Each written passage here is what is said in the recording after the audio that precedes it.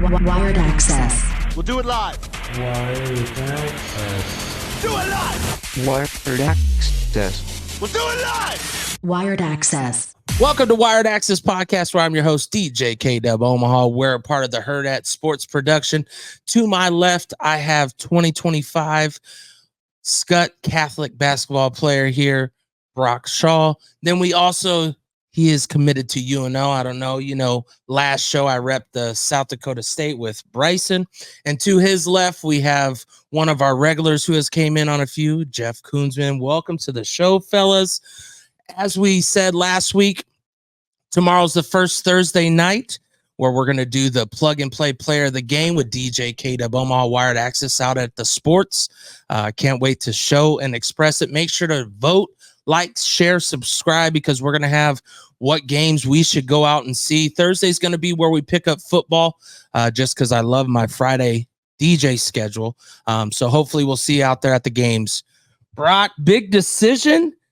All before school started. We just had Bryson Ball on last week talking similarities as far as these decisions aren't easy, but when you can get it out of the way before your senior year, it's got to be almost like taking the weights off, relieving a little bit, but standards change. Expectations, they change. How's it going so far? Ready for school, getting a couple weeks in. How's it going for you? School's been going good. We just started last Wednesday, and lately I've been just working out and just taking a total rest, but just been chilling on my body before fall workouts start for the season, so I can go super hard and just be super ready for the season. Well, and of course, AAU game has changed the way that basketball life goes. Jeff, when do you feel is a time for a basketball player to get this time to rest? Is it kind of that July to August, September, and kind of get ramped back up? What do you guys always talk about with the kids? I think it depends on the player. What position are they in? Is it a guy who wants to go from JV to varsity? Or if it's a guy like Brock who's been on varsity, he kind of knows where he's going to be at when that season starts. He has more of a relationship with his coach on how to get prepared and how to get ready, so he kind of knows where he's going to be slotted, and he'll probably have more advice on what to be taken care of and what to do, because he's an important part of their system, important part of their program. So for sure, those are going to be, I think it's just going to be the relationships with the coaches. I also think it's going to be where that kid is at as far as the roster is concerned, and as far as where they're trying to go. Because like I said, if a kid at his stands, he could probably take a little bit of time to get that body rest, because this is his fourth season on varsity. And where a kid that's jumping from JV to varsity, he's never been through that work yet, to even get prepared for that mentally or physically. So he's going to have a little bit more of a direction.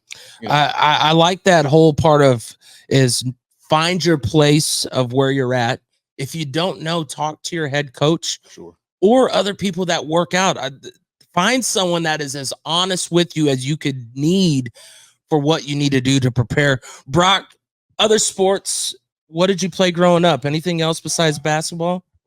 I just played tackle football for 2 years at my middle school, and then the rest I just played flag football. And then for baseball, I played with Taggy Rutherford, and then I played with Omaha Suburban, and that was super fun. But when I got to high school, I was I kind of just want to focus on basketball when it was freshman year. So yeah. What do you think the travel baseball style that you had to play with Taggart and Omaha, what do you think that kind of taught you about how AAU is going to do for you as far as the preparation to always be ready for sports, even in the summer?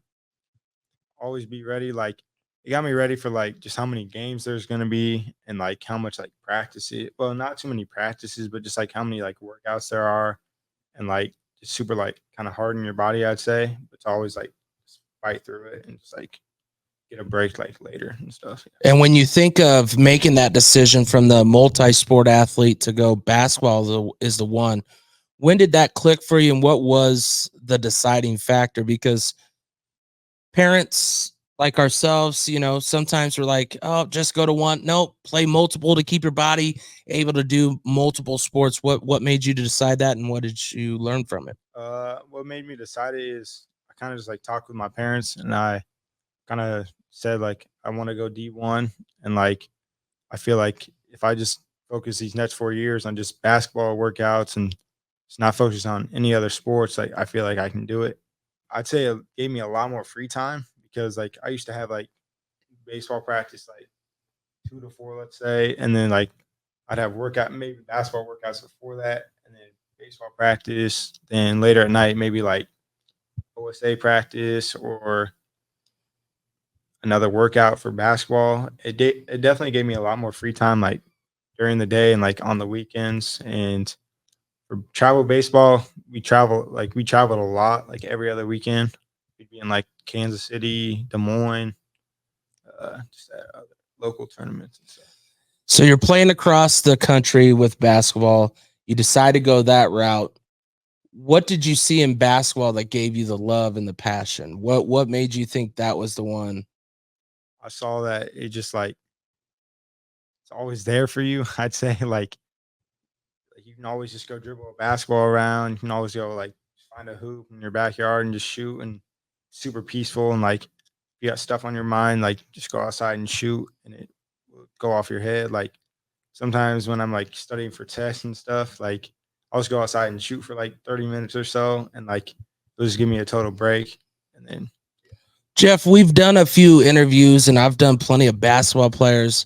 He's one of the first to say a very important of the game, the mental part, what it can do to the kids, and whether it is dribbling a basketball, throwing a football, lifting weights, whatever it is, how important is for a young athlete like himself to understand that part of the game beyond playing the games and doing the workouts, just his own mental find of comfort and a source. Probably for him, he's done the work, so he knows what kind of time consuming things it's going to take. He knows what skill sets that he has, what he needs to work on. And, you know, especially like when it comes to that baseball and basketball, when kids are playing both of those, you find just from an AAU coach standard point of view, you will see a lot of kids like, I can't make the tournament this week and I got a baseball tournament. So the confliction of schedule right there alone. So for him to come up, you know, at a younger age and know that he wants to play basketball, you know, over baseball, you know, like I said, it's going to free up a lot of time because that schedule of baseball is going to bring a lot. So I think just being able to make those decisions and then having your parents back you, because some parents won't back you. They'll force you to play both because a lot of parents live through their children. You know what I mean? And what their accolades. So I think that's good for a kid, and especially, you know, with, like earlier, what he said is that he wanted to go D1, and I just wanted to chime in on that too. Goal is done. You know what I'm saying? There, you know, so just knowing that, having that goal, and then completing that goal, I mean, that makes it all worth it, and just knows that he made a good decision. Well, and I'm glad that you brought that up. Obviously, being going to become a homegrown University of Nebraska Omaha Maverick, and what I like about it is there's others that have been there in your footsteps from local that have shown stay on the path that you're on, and you never know where your sky's the limit. When you see someone like a Frankie Fiddler, not just go to UNO, but help develop who they are with, obviously, the help of the new coaching staff with Crutchfield over there and all them. What does that do for a kid your age? Because obviously he's been there, he was there for 2 years while you're still kind of learning. What does that do for you as a Omaha athlete?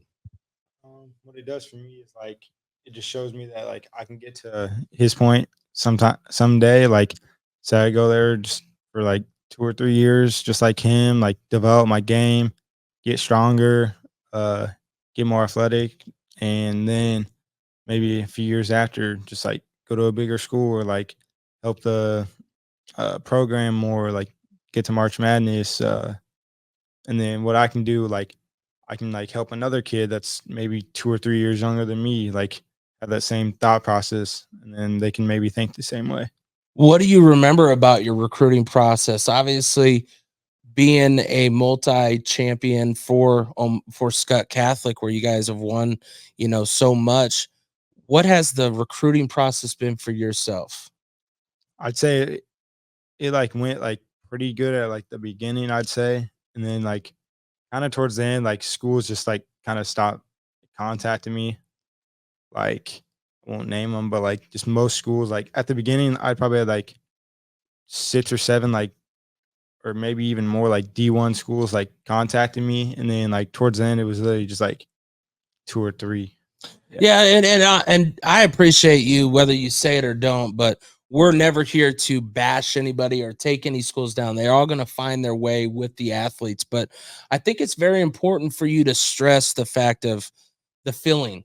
You were like, all right, I got all these people wanting Brock, all wants Brock. How did that change your mindset and really help you decide on the one school? Because every clout is one thing, right? I'm gonna throw an offer at this kid, or at least throw word that he's gonna fill it. But to actually see it in writing, like you did from UNO, what was that? What's that like? It was super nice. Just like 'cause they believe in me this like whole time. They've shown me so much interest. Like their assistant, Kyan Brown, he always is like calling me like once or twice a week. Like just text me almost every day.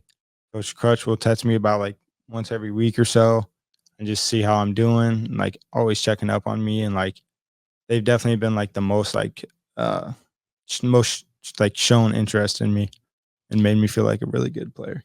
Jeff, when you hear this from a fellow AAU athlete and you see what other kids have to go through, how important it is for families to understand these steps are what these kids have to go through, even though you might go, it's just my kid. It's only my kid.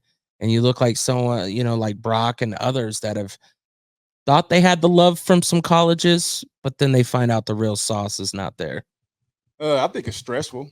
And I think the recruiting process up until the point that you commit is stressful. And I would say because just for a few reasons, I mean, you see these offers out there. So you're like, I don't know if I want to commit yet, because what if another one comes in that I really want to go do? And I just think believing in yourself and, believing in your process. And like he said, like one thing I always tell kids is go where you're appreciated, not tolerated. All right. Go where they have a plan for you, and not just an offer or a scholarship, because you could get lost in the sauce there. So when he's saying these coaches are calling him assistants calling him every day, and then the head coach himself is making an attempt to go reach out to him and make sure and see where his interests are, like that's where you're appreciated. That's somebody who has a plan for you. And I think when these kids are making the decision to make a commitment, that they need to keep these things in consideration, because it's not all about bright lights and things like that. It's about going to where who's gonna have the best success plan for you. And just like he said, UNO could be a place, like you said, Frankie Filler just went there for 2 years, and coming out of high school, he probably wasn't the highest recruited guy, but he went and proved what he can do at a smaller school, and UNO got him developed for that. So as a guy who would like to develop and go to a next level, and he sees that program is a program that can develop and get you to that next level, and they're calling you, they're reaching out to you. He's kind of the same body size as Frankie. So it's like for me and myself, you would see similarities. And like, for one, you'd be like, well, that guy's gone. So now I could probably sneak in there and do what he was doing.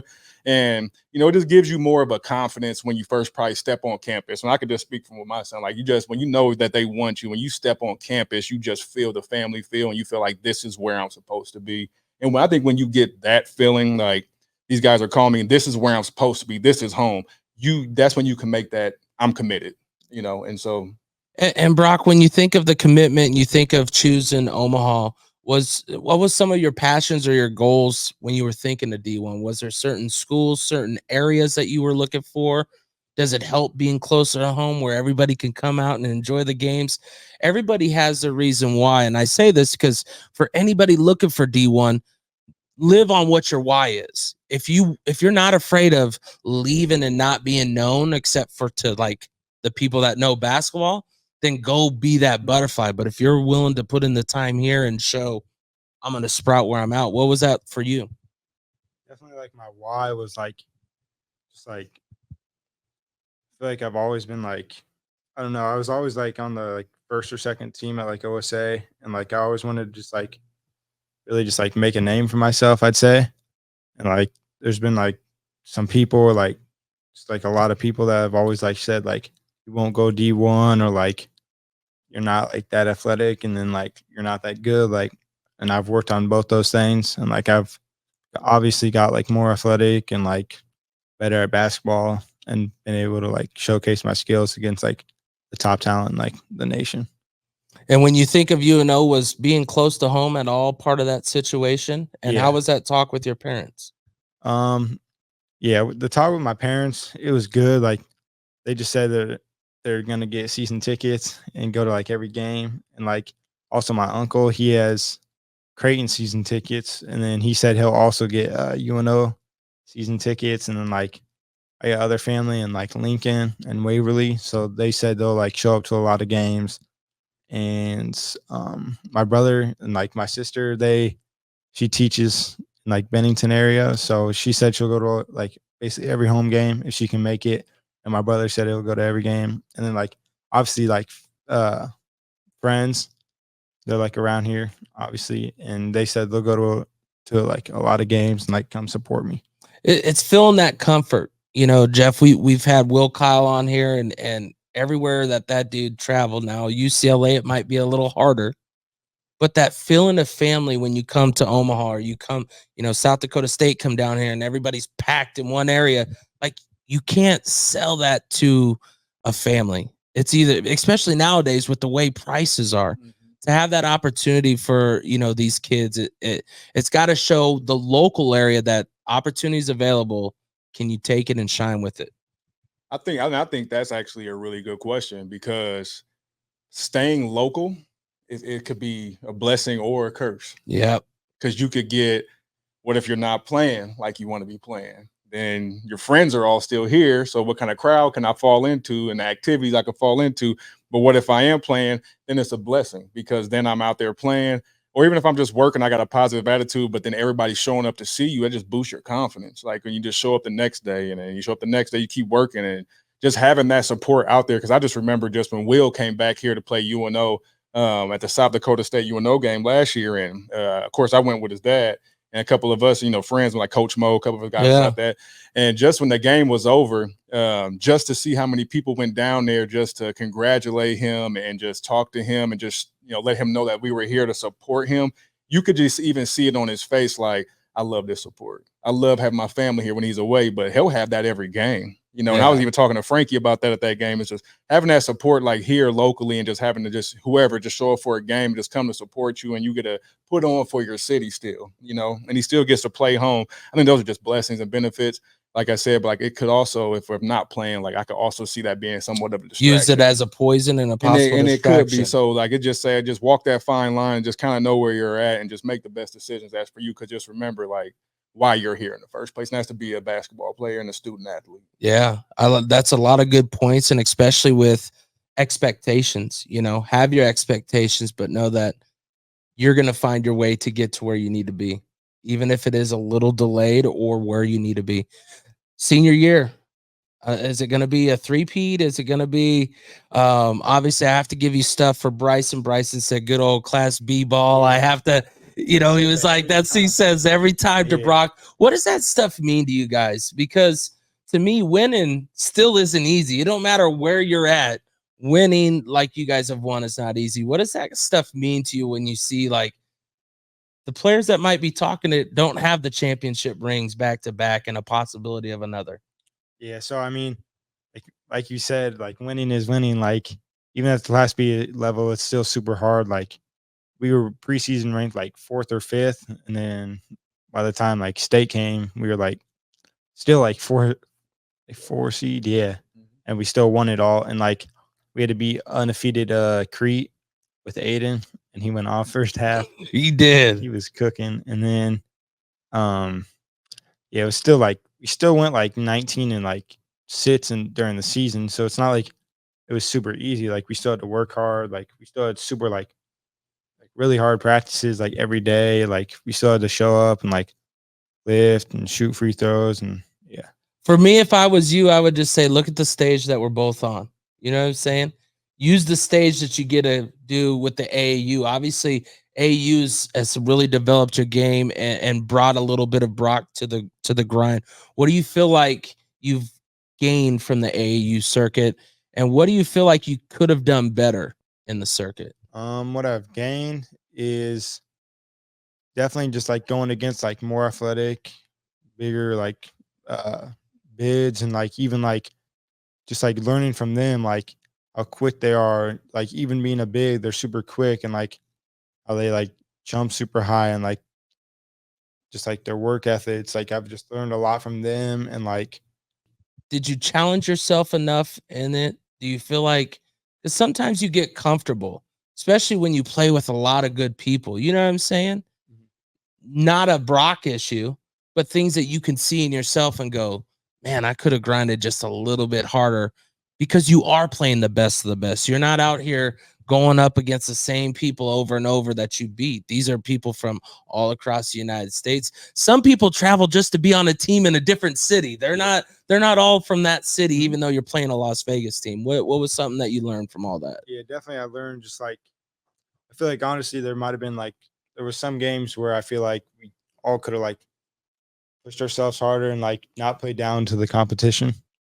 And I feel like we did that. Like, I feel like last summer we did that a lot more than the 16U summer. And then I learned from like, yeah, there is like some kids that they'll like go play for a different like state for like a different team. And like, I feel like some kids like just like kind of just got on the team, like not for ETG, but like for other teams we would play, and just like they just like sit the bench and like just barely play and just like not really be there to like grind and like showcase what they got, just like chill and stuff. AAU players, you hear it all the time, playing down to the level. What's something as a coach that you try to instill in these kids so they don't get that mediocrity of, I'm going to play as good as that person across from me? I'm gonna call for a sub. Somebody want to play, you know, and just speaking about like him in general, even when I think those rosters came out, I mean, I would just assume like you probably wasn't a projected starter, but then you start watching their games, you get minutes. Bro was in there cooking, like he's doing work. And so that'd be my mentality, is like, you know, you'll see that like some players will play down. You can even hear the way he said it. Like he doesn't want to point anybody out, but like he sees it. And maybe he's not one of those people. Maybe he is. But, you know, when you play down, like the results are going to show, because those are the losses that you remember. And then the first excuse that comes out your mouth is we played down, when it wasn't. It's like, you didn't play up.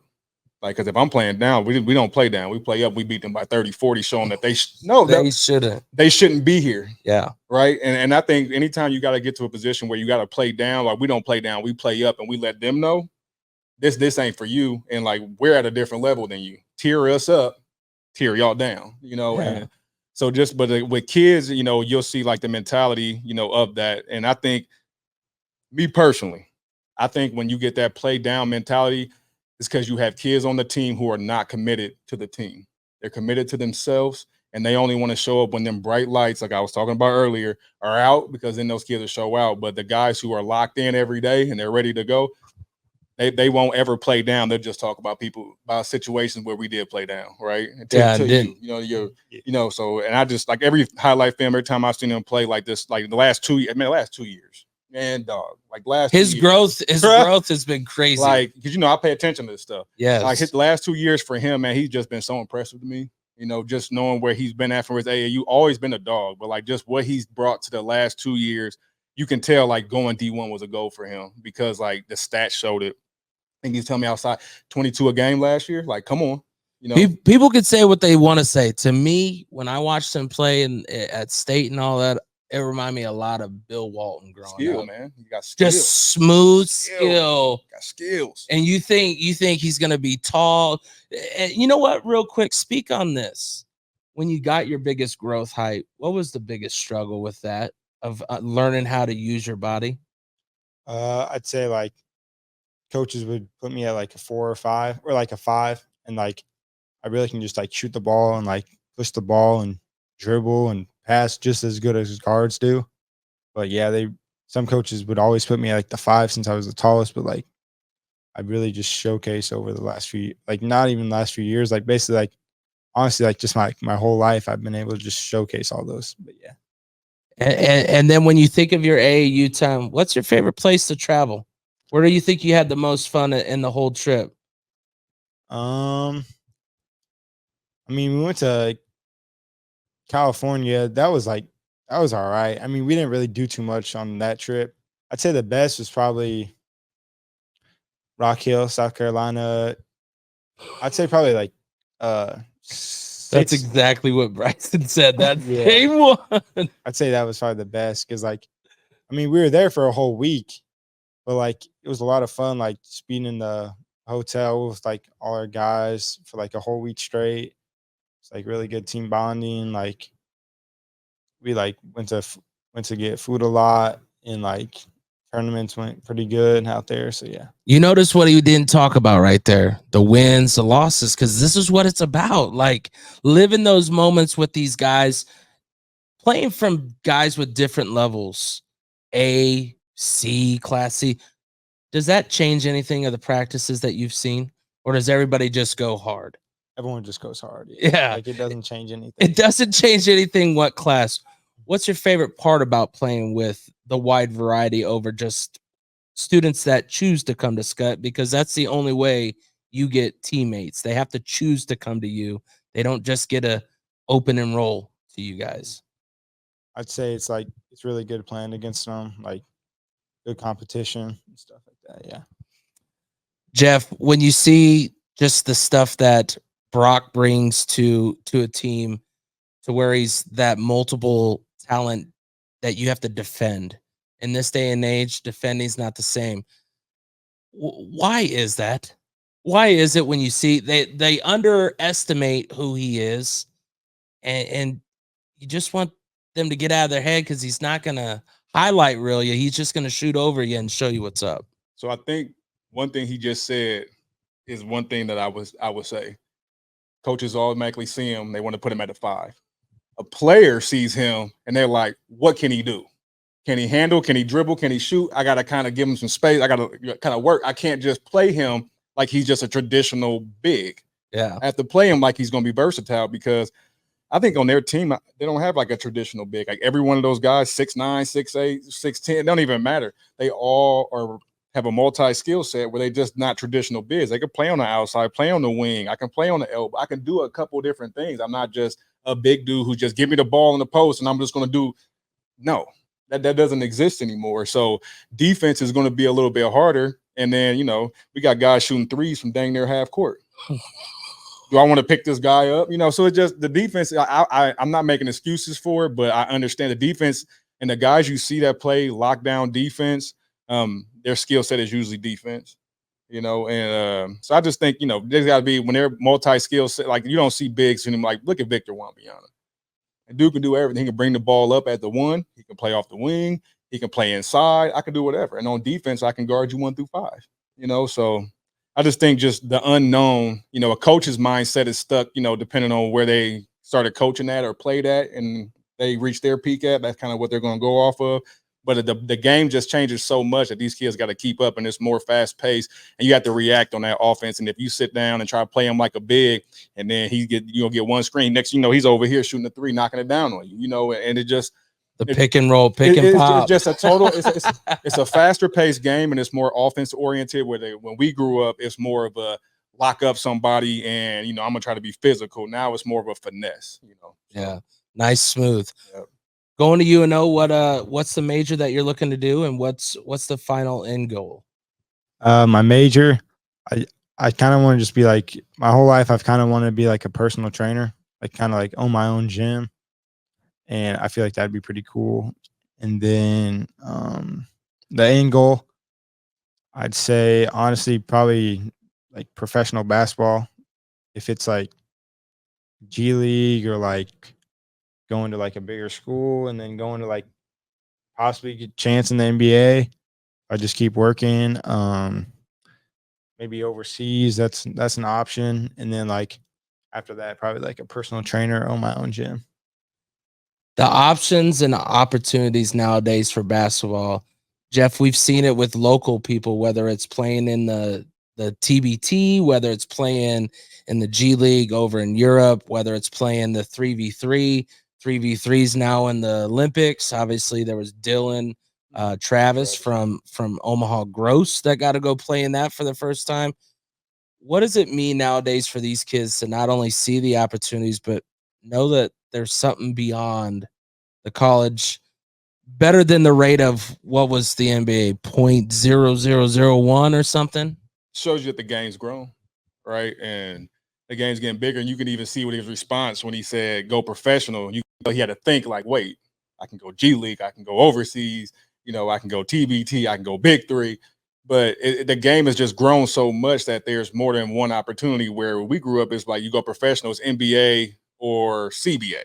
Like now, you have G League, you have overseas, and it's just so many different. I mean, I'm talking about overseas. There's maybe 25 leagues across the world that he can go play in, and people are always looking. So when we say go professional, some people would just dumb it down to an NBA.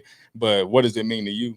Like what does being a professional mean to you? I don't have to go on the first day and be NBA starter. Some guys would go from overseas and they come to the NBA and then they work from there. So. And even like the international game getting so big where it's at right now, if I'm a guy who needs some extra work and I know they're working on specific skill sets over there to make you a better overall basketball player that's going to be more into today's game, it might be a better option, to start off. And instead of starting off in the G League with the coach that they just threw that's off the back of the bench to go coach the team. Fifth coach, you know what I mean? Yeah, like I'm gonna go overseas and I'm gonna get some training, some skill set, and then I'm gonna go come back and next Brock Scholl's come over here. I'm a 6'10" point guard. You know what I'm saying? And I have those skill set. Like look at Luka. Yeah. So and look at Jokic. I mean, don't limit your opportunities. Do not limit your opportunities, because you limit your opportunities, you put yourself in the box, and if those things don't work out, now you're gonna give up. Brock, when you look at your high school career, what is one thing extra that you think that you did to better help yourself with in and out of season, as far as whether it's working with a personal trainer, working with another basketball program? And what's one thing that you wish you would have took more advantage of it in your 4 years? So if you're looking back on freshman Brock, what would you tell them so that maybe one parent or one student might be able to take something from that? One thing that a trainer that kind of helps me, or I feel like Adam Barnes at Going Vertical. I started with him going into freshman year, and he just helped me a lot with my skill set. And then I also did the lifting there. That's when I first started kind of lift a lot, and I feel like the trainers there helped me a lot. And then honestly, for the past 4 years, I've been just working out with myself in the basement, and I've just found I've got plyometric workouts from other trainers and videos online, and I've started doing those in my backyard and also in my basement. And I'll lift there too if I can't lift at Skutt. And then we have a sand pit in our down at our park, so I always I used to just walk down there when I couldn't drive, and then now I just drive down there. Or there's other things I did was I've been running a lot of bleachers lately at my Skutt, and then I've been multiple hill workouts around town. I just kind of found hills and went and run with my neighbor. And then if there's one thing you could tell freshman Brock that you would hope that maybe a freshman's listening, tuning in, and be able to get the words that you would want to pass on that you wish you would have known?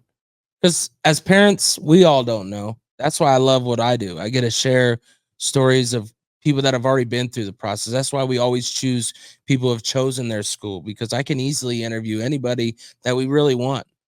But that's the hardest part of your high school career, is going, where am I going to go after this? So once that's done, we're done there. But you look back at freshman year, what would you tell Brock? What was something you wish you would have done?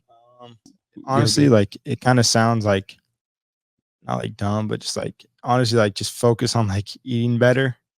It just fits in my diet a lot more. And then another thing is maybe just freshman year, just working on more plyometrics a lot more than really lifting. I feel I like that answer. You said it, eating differently. Jeff, I'll ask you, just because you don't hear a lot of kids talk of that when it comes to basketball. It's not like football where they're okay, I got to eat so many calories. What's the difference, or why is it maybe not talked about as much, the food wise? Well, one thing I will say is a good workout's never going to beat a bad diet. So just remember that, all y'all athletes, you can't just eat whatever you want. High school is a hard transition because you start to gain weight. You're sitting around a little bit more, so you have to start watching what you eat. And nutrition is going to be a very, very important factor in everything that you do, decisions that you make. And you'll see it in a lot of kids where, we're 7th, 8th grade. I'm just a naturally in shape guy. So my mindset is I don't have to work out because this is who I am. And that's not the case, because now you're about to get into your upper teenage years. And tell y'all right now, the older you get, that weight sticks. You know what I mean? So workouts are going to be important. What you eat is going to be important. So start checking them ingredients. Make sure you're taking the right vitamins. Make sure you're on the right schedule and the right plan. Because if not, and I've seen this with kids, you know, you could be a stud your 9th grade year, and then 11th grade year, your work ethic and your workouts and what you eat is very terrible. You're going to see that in the player as well. So what he's saying is like, you know, he's right. What's some changes you've kind of taken on for when it comes to the eating part of your nutrition? Changes. I feel like I've just added more like fruits in my diet. It's like I used to eat like a good amount of fruit, but like I've started just like eating like a lot more lately. I have like protein shakes I'll make sometimes. Started taking like creatine also. Like that's helped a lot with like strength in the weight room. Is there like an ideal weight and height that you think you're gonna go out to? Right now I think I haven't weighed myself since like I think it was like I'm like 210 or so. And like I feel like by like into the season, or like not like into the season, but like before I get to UNO, I feel like I want to be like 220 or so, and just like be a lot more solid and like stronger. And when you look at your workout regimen, what do you think is the most important for you when it comes to it? like the most important is, I'd say honestly, like as a basketball player, I feel like, I mean, lower body, I feel like is very important, but like also upper body.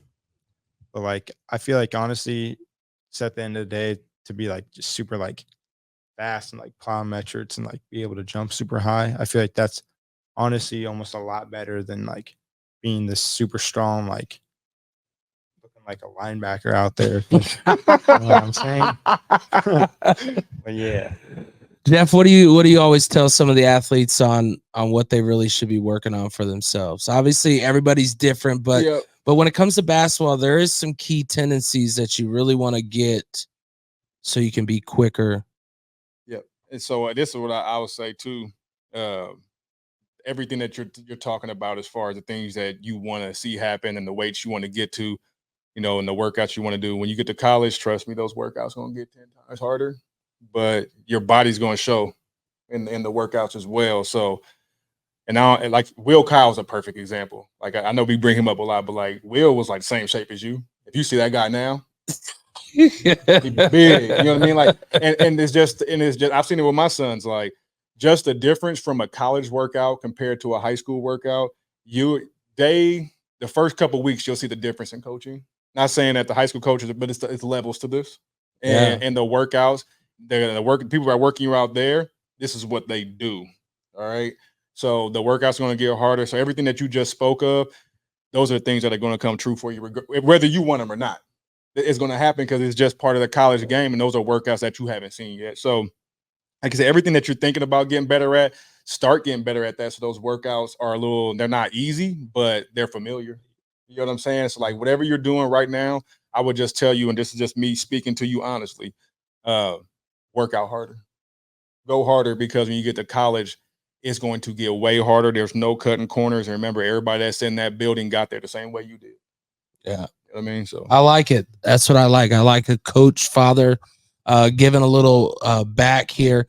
Brock, when you think of what is happening in the Omaha, Nebraska area with basketball players putting it on the map, what does that do for you guys when you're growing up? What do you remember from all like seeing all the Hunter Salas, Morel, all those people? What does that all mean for you, and seeing them be able to go off into college?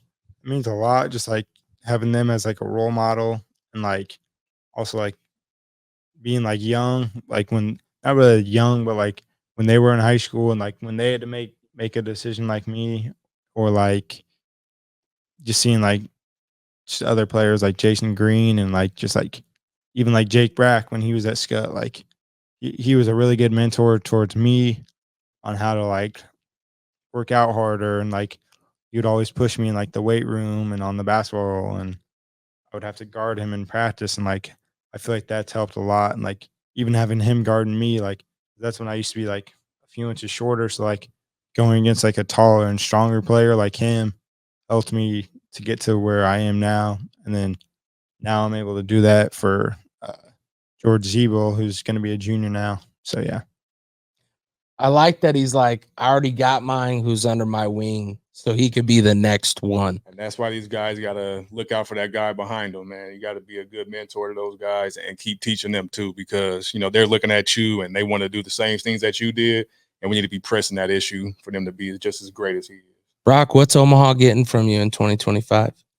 What are the fans going to get? They're going to get a super like energy guy who's always going to bring like 110% to the court, and he's just going to give it his all. And I'm going to be like, by then I'll be like a lot like stronger, I'd say, like, and just like more developed in my game and like quicker, and like I'll just bring like that, like I'm the guy like to the table. Yeah. I like the energy. I like the want, the drive. Once again, if you have a family member that is going through processes, make sure to check out this episode and many others. Like, subscribe, because we're always talking about struggles, experiences, what it takes to be an athlete, to get to D1, the extras, with a little bit of stuff from coaches, from parents.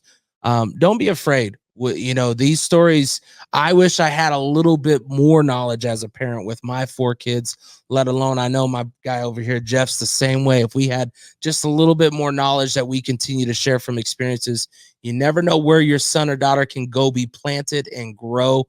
We can't wait to see you here in Omaha. Put UNO continuously on that map. Both though that and South Dakota State are really showing that they belong in that 64 teams at the NCAA. Once again, Wired Access Podcast. I'm your host, DJ K. Omaha, Hurrdat Sports Production. See ya.